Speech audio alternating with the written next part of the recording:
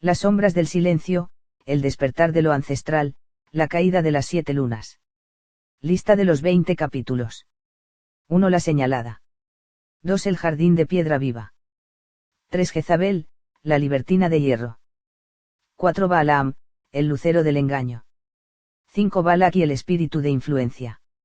6. La profecía del mineral rosa. 7. Las 7 lunas del juicio. 8. La cifra de la inculta. 9. Bajo las nubes de 46 kilos. 10. El susurro de la tierra a la tierra. 11. Los montículos que gritan. 12. El lago sin reflejo. 13. La última exportación. 14. La sabiduría que contempla.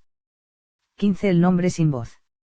16. El juicio de las columnas rojas. 17. La ciudad que flotó. 18. El eclipse de la carne. 19. La sangre del silencio.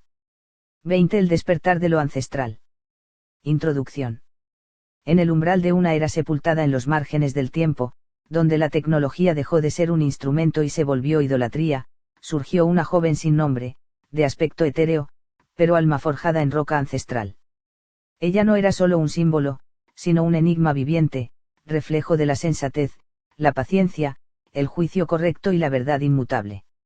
Su cuerpo irradiaba una belleza no carnal, sino sagrada, como si cada poro de su piel evocara la rosa mineral, ese milagro de la tierra que no puede ser manufacturado por hombres ni máquinas. En un mundo fracturado por el orgullo de los poderosos y la desmemoria de los sabios, reinaban figuras simbólicas de corrupción eterna: Jezabel, la mujer libertina y despótica que manejaba naciones con su desdén por la moral, y Balaam, el falso profeta que cambió la revelación por manipulación, enseñando a Balak cómo esclavizar al pueblo con ilusiones disfrazadas de fe. Estos seres habían regresado, no en carne, sino en espíritu, infiltrándose en las estructuras más profundas de la civilización: economía, religión, ciencia, educación. Se manifestaban a través de élites, doctrinas, dogmas, e incluso tecnologías que prometían libertad, pero encadenaban el alma. La joven, llamada por algunos como la señalada, podía ver a través del velo de los tiempos. Tenía el don ancestral de predecir no los eventos triviales del mañana, sino los desenlaces eternos de los actos presentes. Su mente era un espejo de aguas profundas, no reflejaba cualquier rostro, sino los verdaderos rostros de aquellos que caminaban en la mentira, aun creyendo que estaban en la luz. Pero su presencia despertó una ira que dormía en los cimientos de la tierra. Las 7 lunas, símbolos de equilibrio en los cielos, comenzaron a temblar y luego a caer, una tras otra, derramando conocimiento antiguo sobre el mundo moderno, contaminado de soberbia. La caída no fue literal, sino simbólica y espiritual, una caída de los sistemas, de las estructuras de poder, de los pilares que sostenían una humanidad desorientada. Fue entonces cuando comenzaron los prodigios que escapaban las leyes naturales. Nubes densas, pesadas, de casi 46 kilogramos, flotaban a ras de los pueblos, derramando enfermedades invisibles. La gente maldecía lo que no entendía, las religiones, las creencias, los pactos antiguos. Pero nada podía detener lo inevitable. Nadie podía comerciar o subsistir si no tenía el nombre de la inculta, o el número 666, cifra del ego desenfrenado, del ser que se idolatra a sí mismo por encima de lo divino. Este libro narra ese despertar. Un cruce entre la ciencia ficción y la profecía, entre lo ancestral y lo posthumano. Es una alegoría, una advertencia y una visión. Cada capítulo es un peldaño en el descenso hacia lo más profundo de la verdad, y la ascensión hacia lo que yace olvidado en las raíces del universo, el equilibrio entre la justicia y la misericordia. Prepárate. Esta es una historia que no busca entretener, sino revelar. Capítulo 1, La señalada. Desde la aurora, cuando el sol aún no se decidía a tocar la tierra, los pueblos del norte hablaban de una niña nacida entre piedras flotantes y silencio. Su madre, una mujer muda desde el vientre, la dio a luz bajo un cielo quebrado por un relámpago que no sonó. El parto ocurrió sobre un mineral rosado que palpitaba como si poseyera vida propia, hallado en una cueva sellada por generaciones. Aquella roca, hermosa e incandescente, era temida por los ancianos del lugar, quienes la llamaban esencia de lo primero, una reliquia de lo que existía antes del tiempo. A ella no se le dio nombre, porque nadie se atrevía a nombrar lo que no entendía. Los sabios decían que el nombre es un sello, y quien pone un sello sobre lo sagrado, también lo limita.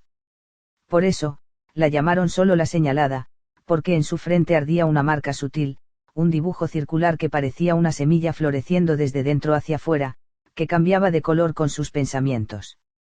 Creció entre ruinas olvidadas, bajo la tutela de los monjes de la Orden de Aidiel, quienes no adoraban dioses, sino conceptos, sabiduría, reflexión, y juicio. Ellos sabían que el mundo que vendría no necesitaba salvadores, sino testigos.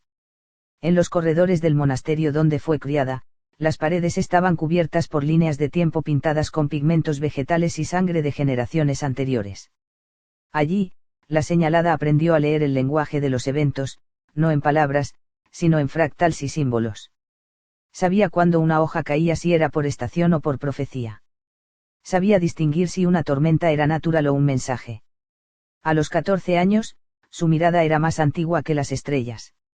No hablaba mucho, pero cuando lo hacía, todos enmudecían. Sus palabras no eran profecías, sino revelaciones, como si su boca simplemente recordara lo que el universo ya había dictado. Decía, por ejemplo, que el tercer cielo ha sido perforado o que la séptima luna ya no sostiene los juramentos del sur. Y aunque nadie comprendía de inmediato, días después los sucesos confirmaban sus palabras: un volcán estallaba sin previo aviso, una ciudad costera desaparecía, o las aguas de un río se tornaban rojas durante un ciclo completo. Pero no todos la veneraban. En los confines del continente, las estructuras del poder comenzaban a temblar ante su presencia. Jezabel, líder de la Confederación de los Reinos Comerciales, escuchó sobre la señalada con una mezcla de ira y curiosidad. Jezabel era legendaria no por su belleza, aunque conservaba la apariencia de eterna juventud, sino por su control absoluto de los mercados, los cultos y las mentes. Era una mujer que hablaba poco, pero cada una de sus palabras tenía el peso de una doctrina. Se vestía con metales y fuego, y su imperio se expandía no por conquista, sino por deseo. Nadie le decía que no, y quienes lo hacían, no vivían para repetirlo. Para Jezabel, la aparición de una joven que no podía ser comprada ni convencida era una amenaza al orden mundial.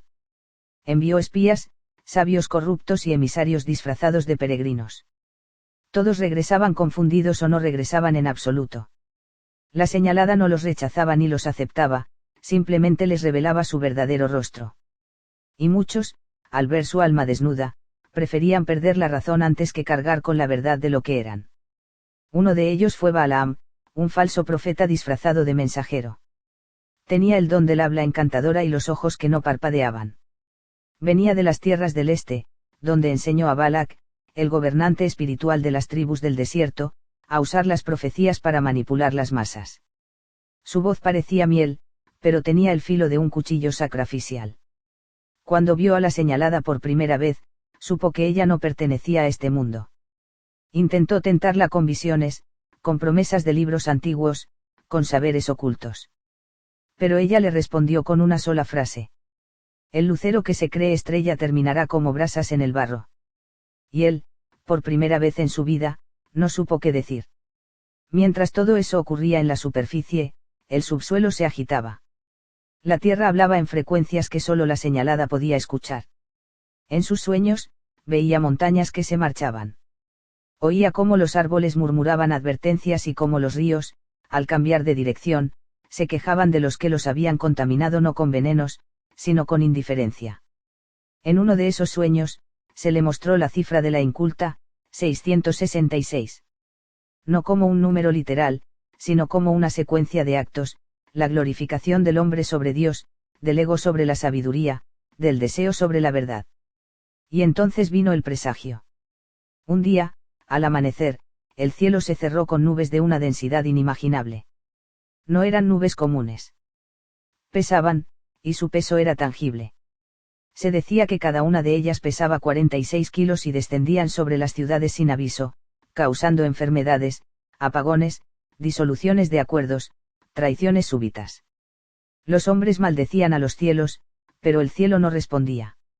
Los científicos no podían explicar el fenómeno. Las religiones entraban en pánico. Las corporaciones comenzaron a cerrar. Y entre todo eso, una figura caminaba serena entre las sombras, la señalada. Sabía que el tiempo había comenzado a quebrarse. Que las 7 lunas, sellos invisibles que mantenían el equilibrio dimensional, estaban comenzando a caer, una por una. Con cada luna que caía, una ley natural se volvía errática. El día duraba 27 horas. La gravedad variaba en ciclos. El sonido podía perderse en medio de una conversación. La gente comenzaba a olvidar palabras esenciales como compasión, unidad, sacrificio. Ella debía partir. El monasterio ya no podía contener su propósito. La señalada se envolvió en un manto blanco de hojas secas, tomó un pequeño libro de cubierta negra sin letras, y descendió por el Valle de los Ecos, donde comenzaría el despertar de lo ancestral. El mundo no estaba listo, pero eso era irrelevante. La historia estaba escrita. Ella solo debía caminarla. Capítulo 2. El jardín de piedra viva. Al cruzar el Valle de los Ecos, la señalada se adentró en una región que no aparecía en los mapas modernos. Allí, entre quebradas sin nombre y estepas cubiertas de ceniza vegetal, se encontraba el jardín de piedra viva. Un lugar que desafiaba todo lo conocido, incluso por los ancianos de la Orden de Aidiel. Era un paraje donde las piedras respiraban, cambiaban de forma, se desplazaban sutilmente durante la noche, y algunas incluso florecían. Sí, florecían. Las rocas germinaban brotes minerales, cristales iridiscentes que se abrían con el primer rayo de sol y se cerraban al caer la tarde. Este jardín era anterior a las civilizaciones. Se decía que había nacido con el primer acto de sabiduría, mucho antes que el primer acto de guerra. Era el único vestigio aún visible de la era de los ecos estables, un tiempo mitológico donde el alma del mundo aún estaba conectada a cada criatura viviente. En el centro del jardín había un monolito rosado, del mismo material donde fue parida la señalada. Esa piedra era el corazón del lugar, y latía. A un ritmo suave pero innegable. Como si esperara. Como si llamara. La señalada se acercó sin miedo. Su paso no alteró el terreno. Donde caminaba, la tierra simplemente cedía y luego se recompensaba a sí misma. No eran huellas lo que dejaba, sino aprendizaje. Cada mineral por el que pasaba parecía recordar algo que había olvidado. Pequeños zafiros vibraban.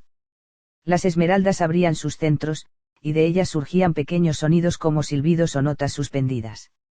El jardín la reconocía. Ella era parte de su origen. El monolito le habló. No en palabras, sino en imágenes y presión interna, como si la piedra le apretara el pecho desde dentro. Entonces lo entendió, debía sembrar el libro negro en su base. Ese libro sin letras, que la había acompañado desde el monasterio, no era para leerse, sino para germinar. Era una semilla de revelación que debía enterrarse donde el mundo aún recordara cómo escuchar. Con manos desnudas, removió una porción de tierra y colocó el libro. Al hacerlo, una vibración cruzó el jardín. Las piedras comenzaron a emitir un zumbido grave. El aire se densificó. Y por primera vez en siglos, la piedra habló con sonido. Has despertado el registro de lo ancestral, dijo una voz grave, femenina, que parecía provenir de todas direcciones. Tu juicio no es personal. Es cósmico. Tu carga no es símbolo. Es llave. Cada paso tuyo abrirá un sello, y con cada sello, una luna caerá. Ella no respondió con palabras, solo cerró los ojos y respiró profundamente. Sabía que el acto no era ritual ni ceremonia. Era activación. El libro negro se desintegró en la tierra como si fuera polvo celestial. En su lugar, brotó un arbusto de hojas minerales, cada una con símbolos desconocidos. Los mismos que después los hombres llamarían lenguas muertas, pero que en verdad eran vivas, solo que silenciadas por el ruido del progreso. Detrás de ella, una figura se acercó. Era un niño. O al menos eso parecía. Su cuerpo era delgado, la piel de un tono incierto entre el cobre y el cuarzo. Sus ojos no tenían iris, solo profundidad líquida. No caminaba, sino que flotaba a ras del suelo. Y hablaba en dos voces, una masculina, una femenina. Has cumplido el primer umbral, dijo, mientras el jardín seguía vibrando con una sinfonía inaudita. El juicio de lo vivo ha sido sellado. Ahora debes ver al primero de los que han contaminado el equilibrio. La señalada asintió. Ella sabía quién era. El primero era Jezabel. No por haber nacido antes, sino por ser la primera en usar la belleza como arma, el deseo como contrato, la libertad como veneno. Jezabel, que había fundado las ciudades de los espejos, donde todos podían verse, pero nadie podía encontrarse. Pero antes debía completar su aprendizaje en el jardín. El niño extendió su mano. De su palma brotó una espiral de fuego dorado. Con él, dibujó un mapa en el aire. No era un mapa geográfico, sino energético. Mostraba las 7 lunas como focos de equilibrio cósmico. Cada luna correspondía a una virtud olvidada por la humanidad: verdad, compasión, entendimiento, servicio, justicia, misericordia, y silencio. La primera luna, la de la verdad, ya ha comenzado a caer, dijo el niño. Y con ella, el mundo comienza a desconfiar hasta de sus propios pensamientos. La señalada tocó el mapa. Al hacerlo, un fragmento de él se incrustó en su piel, como un tatuaje vivo. Sabía lo que eso significaba. Su cuerpo sería ahora el receptáculo de los signos, y su alma, el campo de batalla. Jezabel no sería una enemiga común. No buscaba destruir el cuerpo, sino contaminar el juicio, trastocar la visión. Debía partir antes del segundo amanecer. El jardín, como si entendiera, le abrió un camino entre sus piedras vivientes. A cada lado del sendero, figuras antiguas comenzaban a emerger. Estatuas enterradas, con rostros deformes por el tiempo, que abrían los ojos por primera vez en milenios. Eran los testigos, entidades que guardaban la memoria del planeta. Uno de ellos habló. Tu presencia activa los recuerdos del mundo. Ya no hay marcha atrás. Si caes, caeremos todos. Pero si permaneces, la tierra misma volverá a hablar con voz clara. La señalada se inclinó levemente. No era reverencia. Era reconocimiento. Luego, se envolvió nuevamente en su manto y comenzó su travesía hacia el sur, donde Jezabel aguardaba en la ciudad de los contratos rotos. Detrás de ella, el jardín comenzó a cerrarse lentamente. El arbusto mineral seguía creciendo.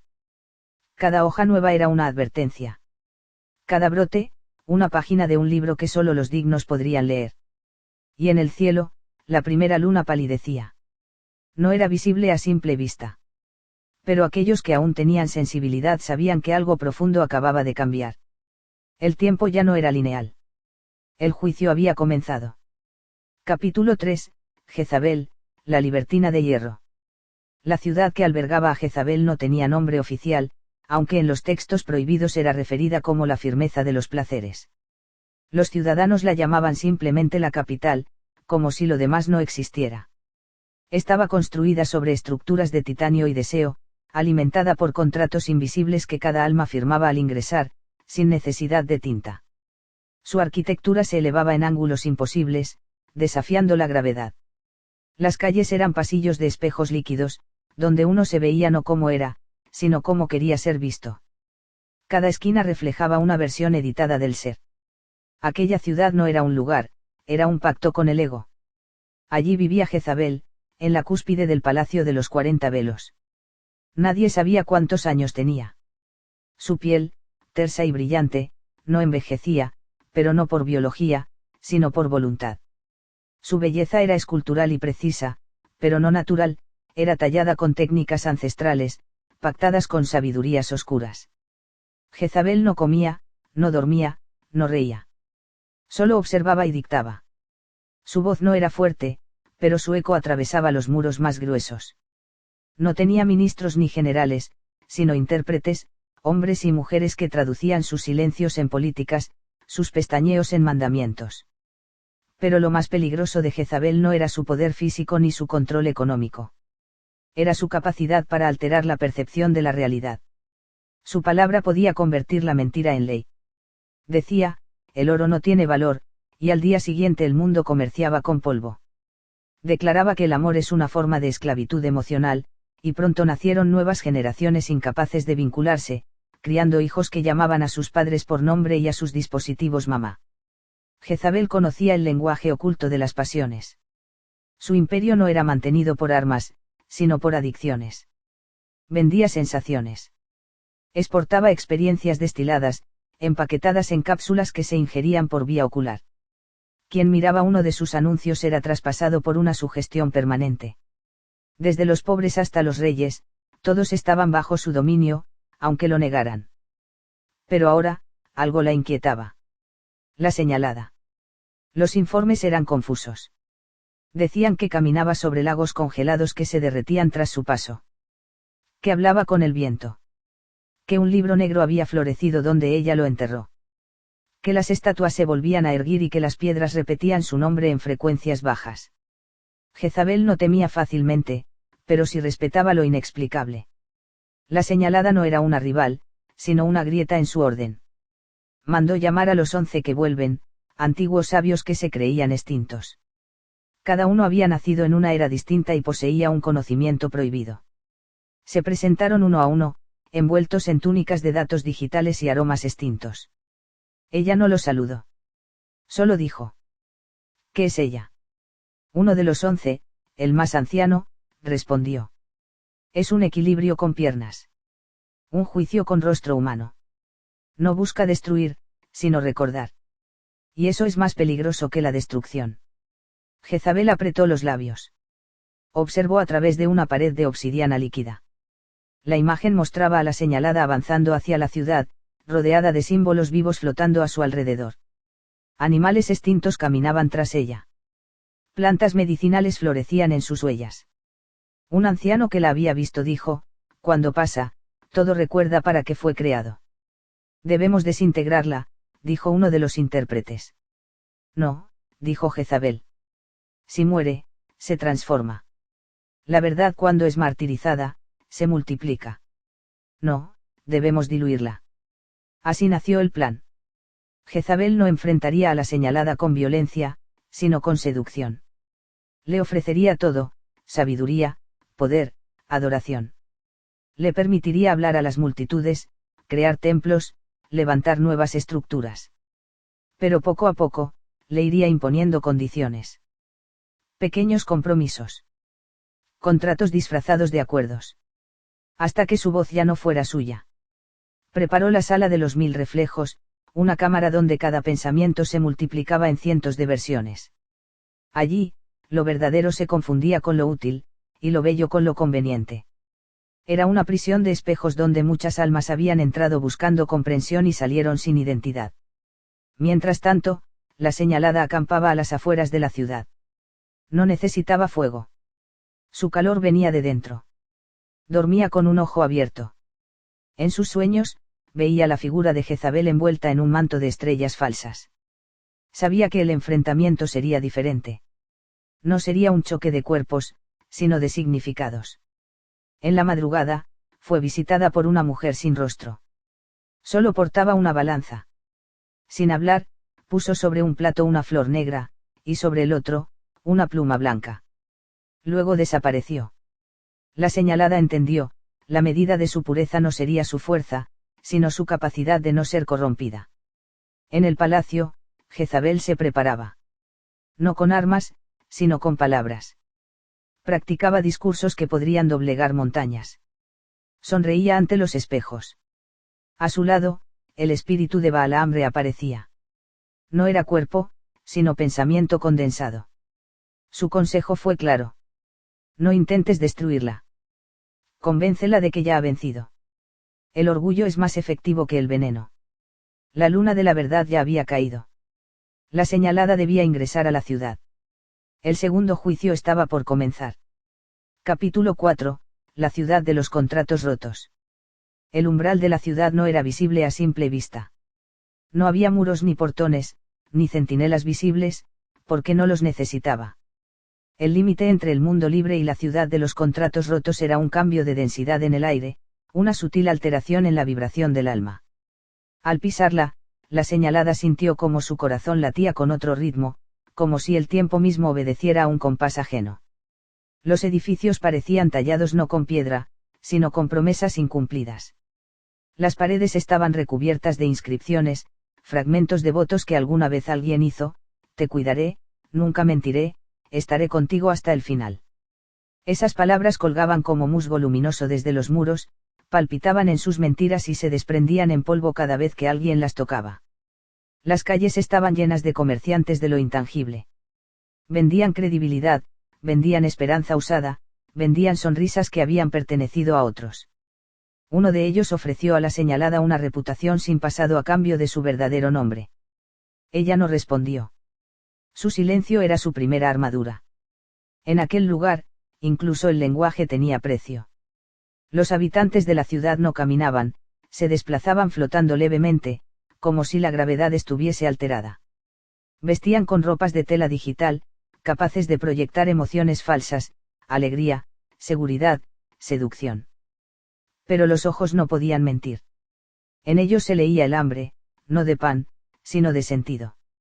Un cartel brillaba sobre la entrada de la plaza central. Nada es cierto, pero todo es vendible.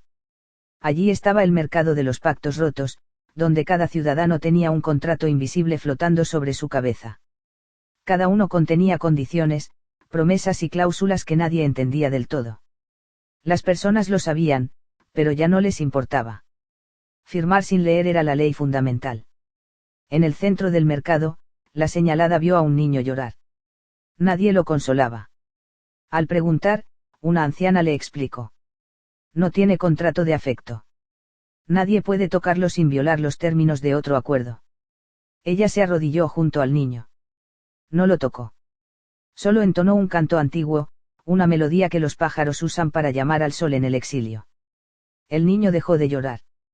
No por la música, sino porque algo en su interior recordó que una vez había sido amado sin condiciones. El acto fue observado.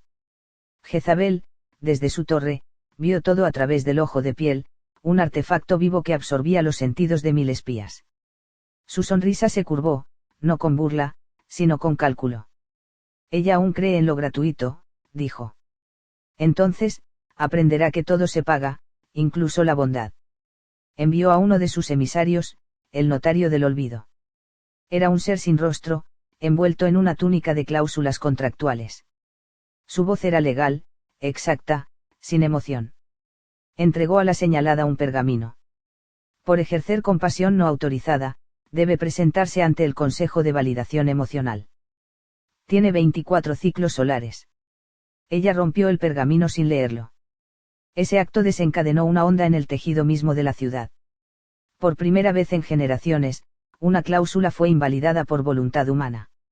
Y con ello, un pequeño fragmento de la ciudad tembló. Un muro en la calle de la devoción fingida se resquebrajó. Y en su grieta, brotó una flor. Algunos ciudadanos lo notaron.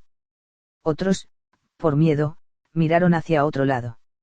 Esa noche, la señalada fue recibida por un grupo clandestino, los hijos del contrato original.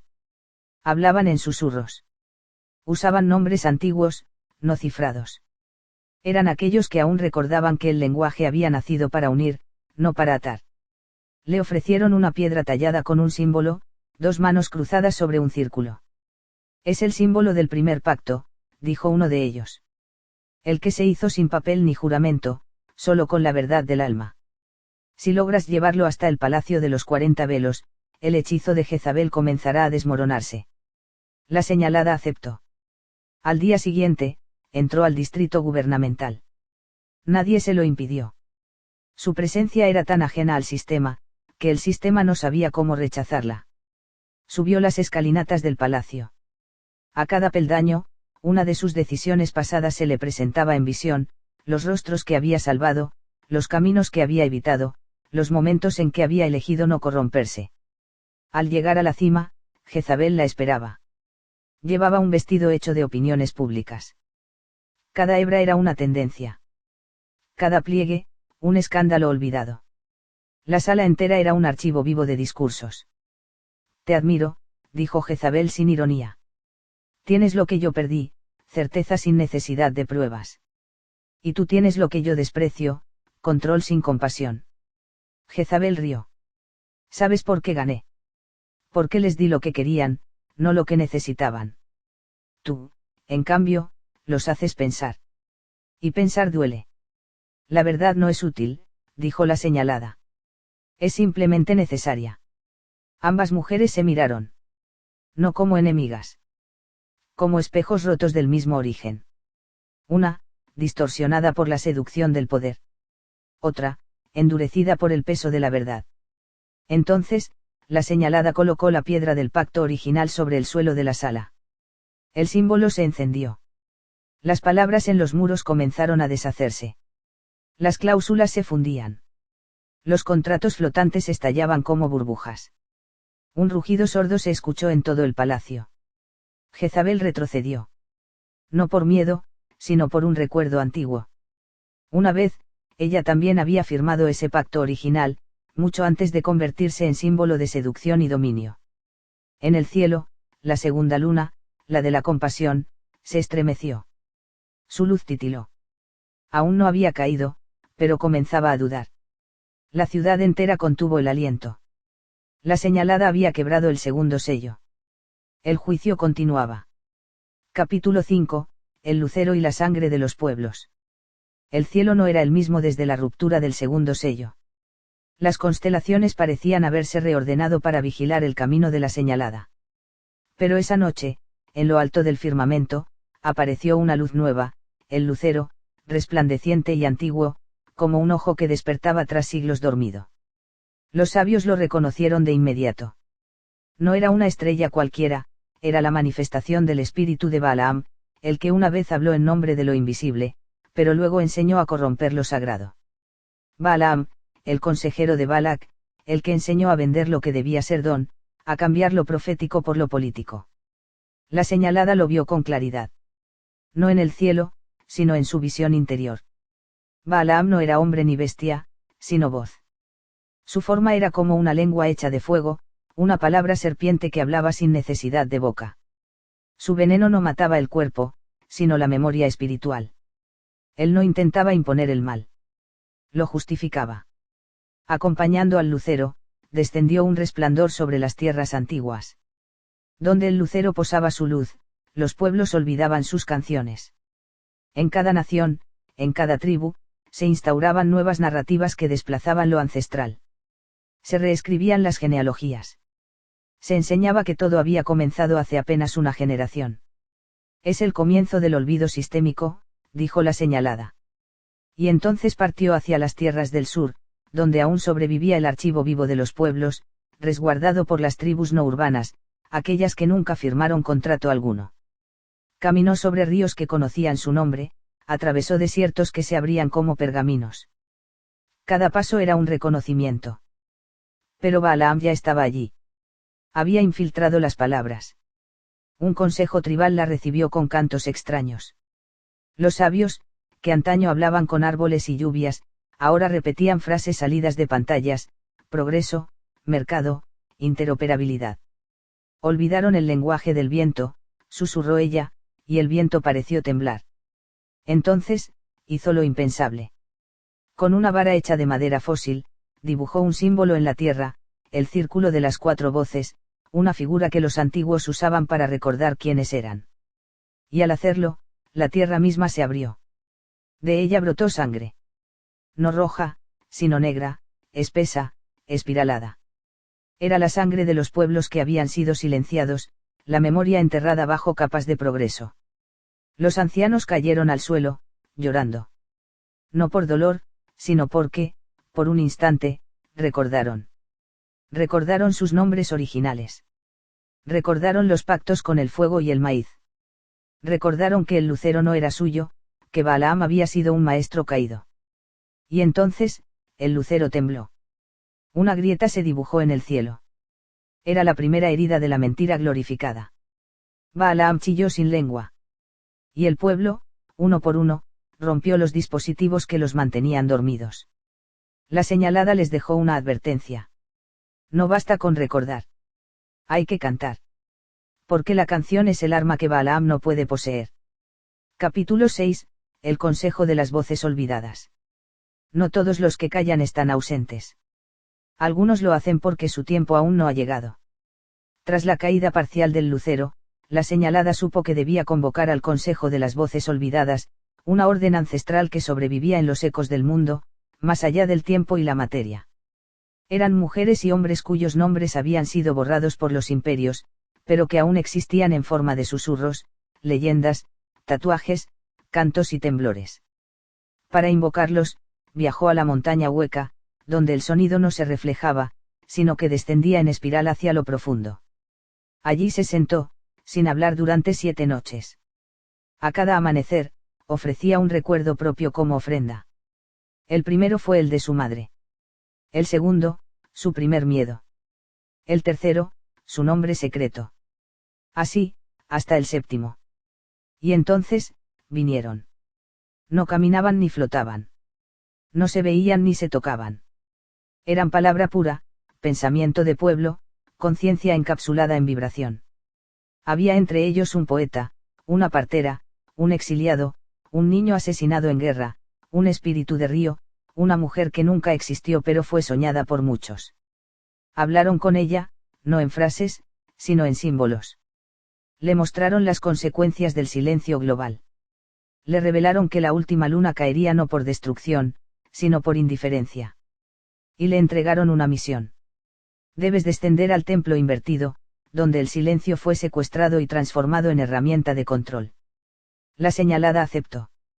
Sabía que el templo era un lugar prohibido incluso para los profetas. Era el lugar donde se vaciaban las palabras hasta volverlas inofensivas. Y antes de irse, las voces le entregaron un objeto, una piedra de obsidiana con una grieta. En su interior, dormía una voz aún no pronunciada. Cuando estés al borde del olvido, dijeron, esta voz te recordará quién eres. Capítulo 7, el templo invertido del silencio. El templo no estaba bajo tierra. Estaba al revés. Construido en lo alto de una montaña cóncava, sus columnas colgaban hacia arriba, y sus suelos eran cielos. Todo allí funcionaba al revés. La fe era debilidad. El arte, sospechoso. El llanto, motivo de multa. A su entrada, un letrero decía: el que hable, será interpretado. La señalada entró sin pronunciar palabra. El templo era gobernado por los censores de la razón superior, entidades sin rostro que caminaban con túnicas hechas de retórica. Eran expertos en neutralizar emociones. Si alguien lloraba, decían que era desequilibrio químico. Si alguien amaba, lo diagnosticaban como dependencia afectiva. Habían transformado el alma en algoritmo. Allí, el silencio original, el de los sabios y de los moribundos, había sido modificado. Lo vendían como meditación estructurada. Cada silencio debía ser aprobado, registrado, y solo podía durar un máximo de 7 segundos. La señalada sabía que no podía derrotarlos con lógica. Así que hizo lo impensable, cantó. Un canto sin idioma. Una vibración ancestral. El eco de los árboles caídos, de los pueblos extinguidos, de las palabras no dichas. El templo se estremeció. Las columnas superiores colapsaron hacia el cielo.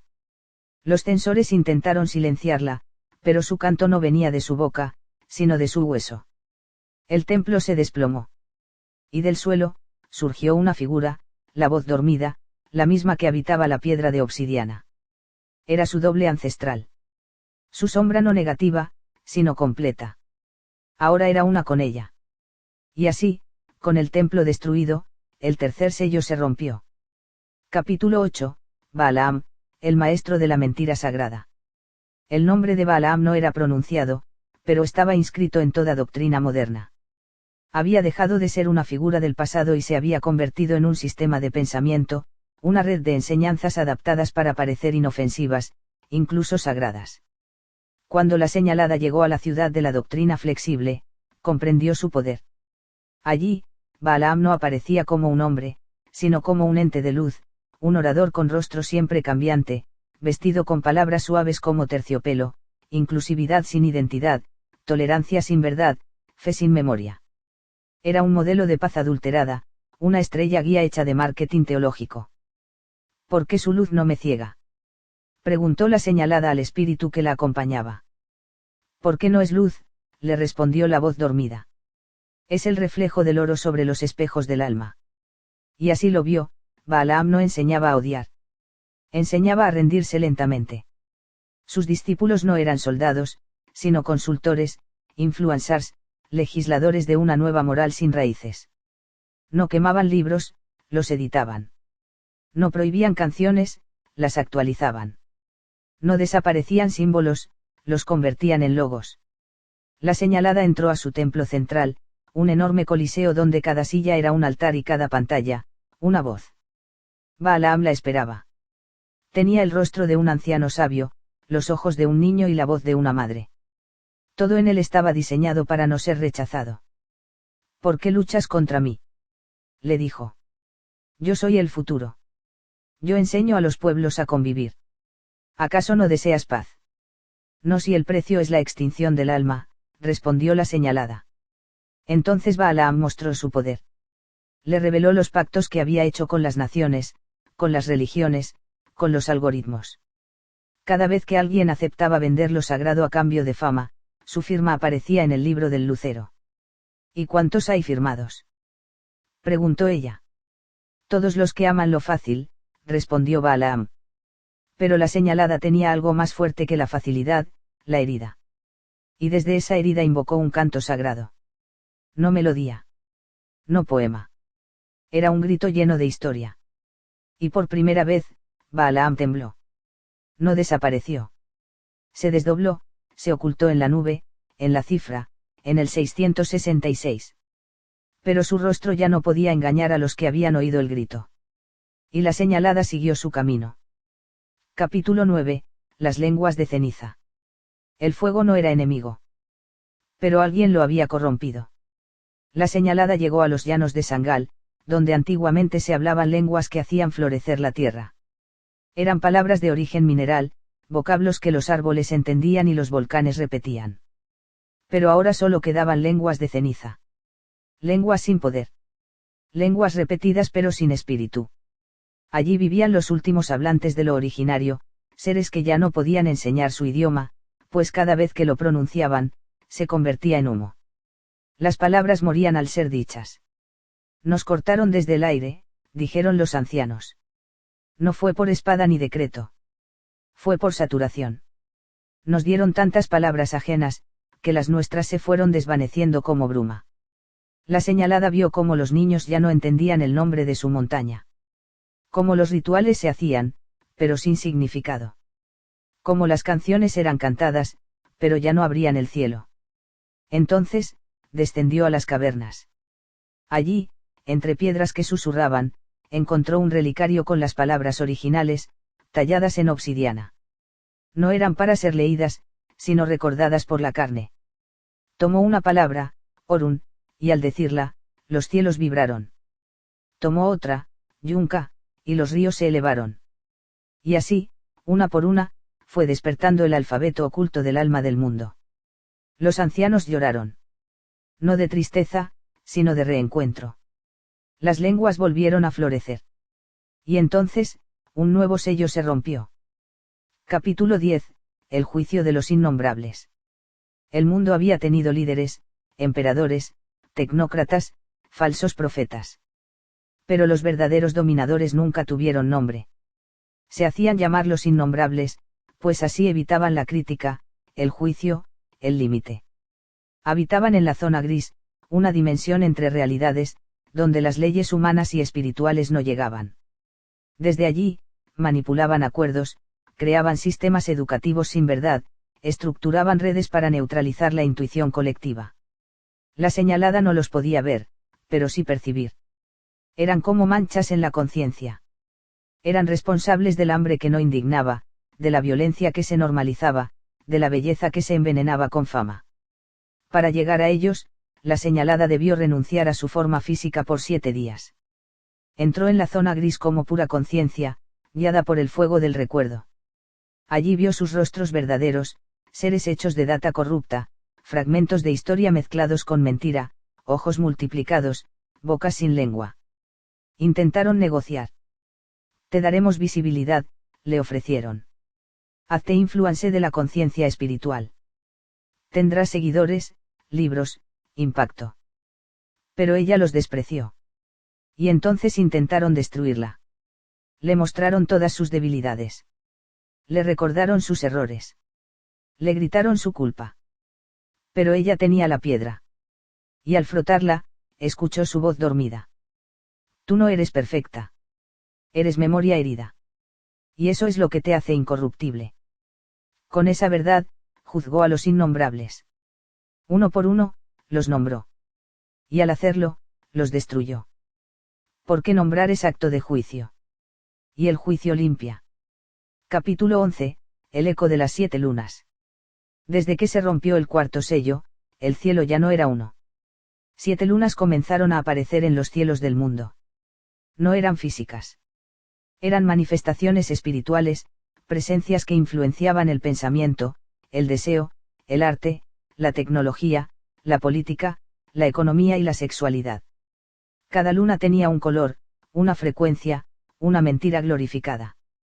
La señalada supo que debía enfrentarlas, no con armas, sino con actos contrarios. Para la luna del deseo, ofreció continencia. Para la luna del arte corrupto, creó un poema puro.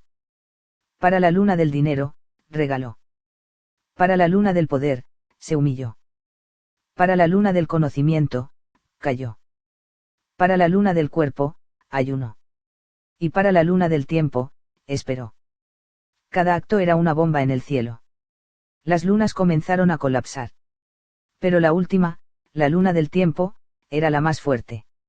No podrás vencerla, dijo un anciano espíritu. Porque el tiempo ya no es natural. Lo han vuelto producto, calendario, algoritmo. Y entonces, la señalada hizo lo imposible. Rompió su propio tiempo. Renunció a su historia lineal. Aceptó morir en todos los pasados posibles y resucitar en todas las versiones de sí misma. Y la séptima luna cayó. El cielo gritó. El mundo tembló. Y la batalla final comenzó a asomarse. Capítulo 12, Jezabel y el trono de los perfumes. El aire en la ciudad de Jezabel era pesado.